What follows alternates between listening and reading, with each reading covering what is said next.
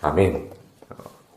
제가 생각했을 때 사람들이 가지고 있는 가장 안 좋은 습관 중에 하나는 이 편견이라고 생각합니다.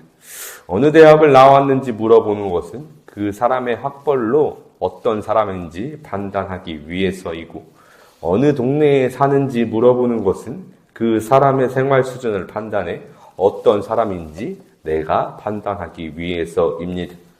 그런데 이런 편견을 우리가 하나님께 이 말씀에 적용한다면 어떻게 될까요? 말씀을 읽을 때 하나님 앞에 나아갈 우리가 늘 내가 내 생각으로 편견을 가지고 말씀을 보고 하나님을 마주한다면 어떻게 될까요? 오늘 본문은 편견이 가득한 사람들과 편견이 없는 사람들의 대화를 통해 예수님의 진리가 드러나는 장면입니다. 지금까지 예수님께서 초막절 명절에 예루살렘에 올라가시어서 바리새인들과 지도자들 그리고 일반 예루살렘 시민들과 이런저런 이야기를 나눴습니다. 무엇보다 그 이야기의 핵심은 누구든지 목마르거든 내게로 와서 마시라. 나를 믿는 자는 성경의 이름과 같이 그 배에서 생수의 강이 흘러나오리라. 아멘. 이 말씀이었죠. 진리의 말씀을 선포하시는 예수님을 볼 수 있었습니다. 이 진리를 듣는 자들의 반응이 양분되어서 뜨거운 감자처럼 양분되어서 나뉘었지만 무엇보다도 오늘 본문은 대제사장과 바리새인들의 반응을 통해 그들이 절대로 믿지 않는 완악함을 가지고 있었음이 나타납니다. 오늘 본문의 시작입니다. 아랫사람들이 대제사장들과 바리새인들에게로 오니 그들이 묻되 어찌하여 잡아오지 아니하였느냐. 성전의 경비병들을 시켜 그를 잡아오라고 시켰지만 그들이 예수를 잡지 않은 채 빈손으로 돌아왔습니다. 그래서 도대체 왜 안 잡아왔냐라고 말하며 타박하죠. 그들의 대답이 중요합니다. 아랫사람들이 대답하되 그 사람이 말하는 것처럼 말한 사람은 이때까지 없었나이다 하니. 지금 이때까지 없었다라고 하는 것은 이전에 분명히 이런 식으로 말해오던 사람들이 있었던 것은 분명합니다. 그런데 지금 이 예수와 같이 우리가 들어보니 그 사람이 말하는 것처럼 말한 사람은 진짜 없었다는 것을 말하죠. 이 예수란 사람이 뭔가 다릅니다. 라는 것입니다. 지금 예수님의 말씀을 들은 그들은 그 말씀 자체에서 드러나는 하나님의 영광을 어렴풋이 경험하고 있는 것처럼 보입니다. 그러나 바리새인들은 전혀 달랐죠. 바리새인들이 대답하되 너희도 미혹되었느냐? 너희가 그 사람에게 미혹되었구나, 세뇌되었구나 라고 치부하며 그들을 질타합니다. 그런데 이들이 그렇게 여기는 그 증거가, 자신들이 그렇게 생각하는 이유가 무엇인가 이상합니다. 48절에서 당국자들이나 바리새인 중에 그를 믿는 자가 있느냐? 우리들 중에 누가 그를 믿느냐? 우리가 안 믿으니 그는 잘못되었다라는 논리이죠. 왜냐하면 그에게 현혹되는 사람들은 율법도 모르는 무지랭이이기 때문입니다. 요한복음 7장 49절을 새 번역에선 이렇게 번역합니다. 율법을 알지 못하는 이 무지렁이들은 저주받은 자들이다. 저들은 아주 무지하고 멍청하기에 저주를 받았다고 말했죠. 그러니 그들이 따르는 예수는 거짓되었다고 말하는 것입니다. 여기서 흥미로운 것은 지금 그들이 율법을 의지하며 말하고 있다는 사실이죠. 율법의 논리대로라면 그는 거짓이고 그것을 모르는 자들이 따라다니는 그 선지자는 거짓 선지자라는 것인데, 문제는 그 잣대가 지극히 편협적이라는 사실입니다. 요한복음 3장에서 예수님과 대화를 나눴던 니고데모가 오늘 본문 속에서 다시 등장하는데 그 사실을 지적하고 있었죠. 51절에서 우리 율법은 사람의 말을 듣고 그 행한 것을 알기 전에 심판하느냐. 우리가 따르는 그 율법이 그의 말을 듣기 전에 행위를 판단하는 게 아닌데 들어봐야 하는 게 아닙니까? 라고 말하며 예수님을 변호하죠. 일전에 니고데모와 예수님의 대화는 어떻게 하나님의 나라를 볼 수 있습니까? 라는 질문으로 시작된 대화였습니다.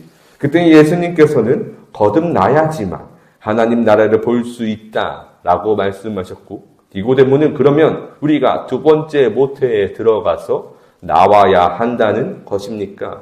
라는 대화를 나눈 적이 있었죠. 그런 대화를 나눈 니고데모의 심적인 변화는 분명히 있었던 것 같지만 오늘 본문을 통해서 그가 완전히 회개하고 예수님을 믿는 자로 거듭났는지 알기는 아직은 어렵습니다. 지금 그의 말은 우리가 너무 과격하다.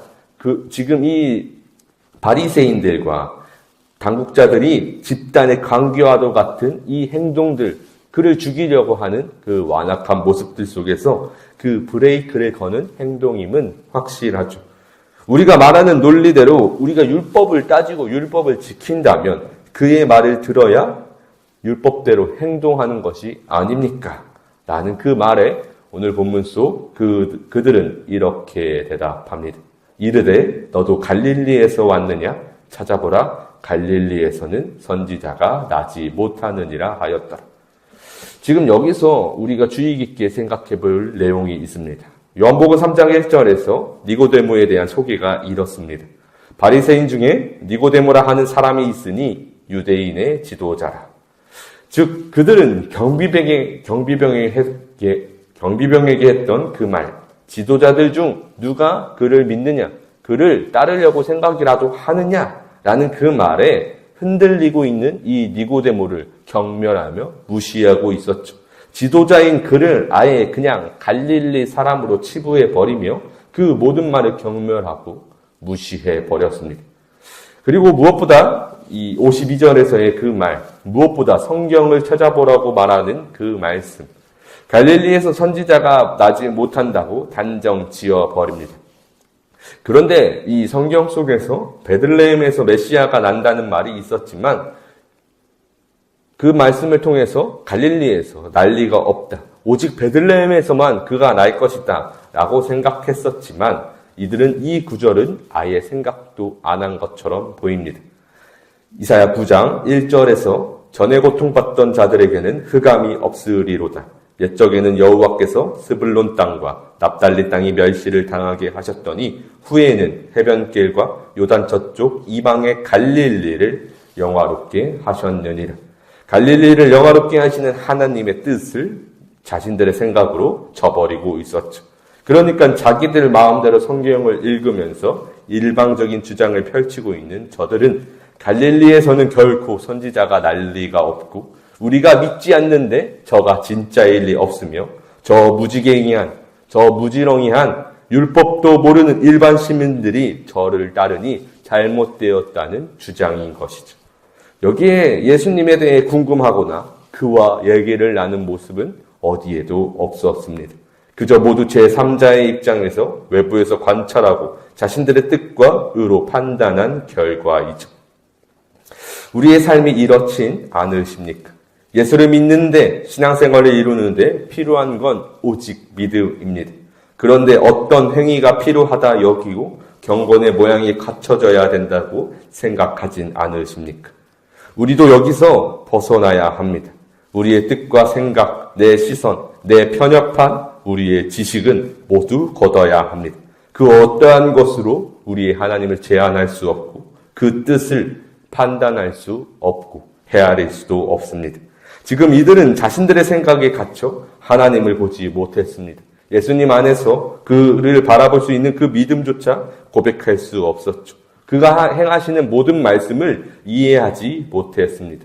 그것들을 받아들인 자들과 대화조차 하지 않고 자신들의 우월감에 빠져 더욱 죄악으로 나아갔죠. 복음을 듣고 그리스도를 믿기에 이 믿음이 우리를 구원한 그 사랑이 놀라운 하나님의 사랑인데 이것이 하나님의 사랑이 내가 행한 것으로 얻어낸 것이 결코 아니기에 우리는 이것이 자랑이 될 수 없음을 바울이 갈라디아서에서 이렇게 전합니다. 내게는 우리 주 예수 그리스도의 십자가 외에 결코 자랑할 것이 없으니 그리스도로 말미암아 세상이 나를 대하여 십자가에 못 박히고 내가 또한 세상을 대하여 그러하니라. 우리가 결코 그리스도의 십자가 외에 자랑할 것이 없습니다. 이스라엘에게 주어진 율법도 하나님이 주신 것이고 우리에게 주어진 이 놀라운 복음의 열매도 하나님이 주신 것입니다. 모두 하나님께서 주신 놀라운 은혜인데 우리에게 과연 자랑이 될 수 있겠습니까? 우리가 이 자랑하려는 그 마음, 내가 생각하는 우리의 판단과 내 의를 모두 제하고 오직 여호와 하나님 앞에 신심하심으로 바로 서기를 간절히 소망합니다. 하나님을 찬양하고 그의 영광을 바라보는 저와 여러분이 되시기를 주님의 이름으로 축복합니다. 잠시 기도하겠습니다.